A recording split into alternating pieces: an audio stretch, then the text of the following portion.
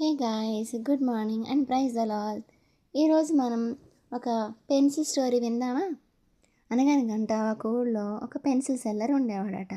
ఆ pencil seller pencil తయారు చేస్తూ అమ్మడానికి మార్కెట్కి తీసుకెళ్ళేవాడట. అలా వెళ్తున్నప్పుడు ఆ పెన్సిల్స్తో ఇలా చెప్పాడంట, పెన్సిల్స్ నేను మీకు ఒక 3 విషయాలు చెప్తాను, మీరు నిజ జీవితంలో గుర్తుపెట్టుకోండి అని చెప్పాడంట. ఏంటవి అని అడిగాయట ఆ పెన్సిల్స్. అతను చెప్పాడంట, మొదటిది, మిమ్మల్ని ఎవరైతే కొనుక్కుంటారో ఆ కస్టమర్కి నచ్చినట్లుగా మీరు రాయాలి, మీకు నచ్చినట్లుగా రాయొద్దు అని చెప్పాడట. రెండో విషయం ఏంటి అని అడిగాయట.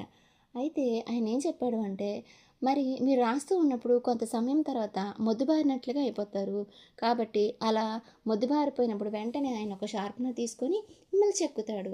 అయ్యో నన్ను చెక్కేస్తున్నాడే, నాకు ఇబ్బంది బాధ కలుగుతుంది అని మీరు బాధపడకుండా ఆయన చెక్కినప్పుడు కొంచెం ఓర్పుతో ఉన్నట్లయితే మరింత షార్ప్గా అందంగా రాయడానికి ఉపయోగపడుతుంది. అలాగే మరి మూడో విషయం ఏంటి అని అడిగినప్పుడు, మీరు రాసినప్పుడు చాలా తప్పులు జరుగుతాయి, పొరపాట్లు జరుగుతాయి. అయ్యయ్యో నా వల్ల తప్పు జరిగింది, అపరాధం జరిగింది అని బాధపడకండి.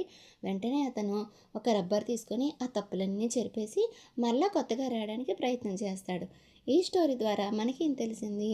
పిల్లలు, మీరేమింటున్నారు? ఈ కథ ద్వారా మీరేమైనా గ్రహించారా? ఈ స్టోరీలో ఆ సెల్లరు గాడ్, ఆ పెన్సిల్స్ మనమే. సో మన జీవితంలో కూడా దేవుని చిత్తానుసారంగానే మనం నడవాలి తప్ప మనకి నచ్చినట్లుగా మనము నడవకూడదు.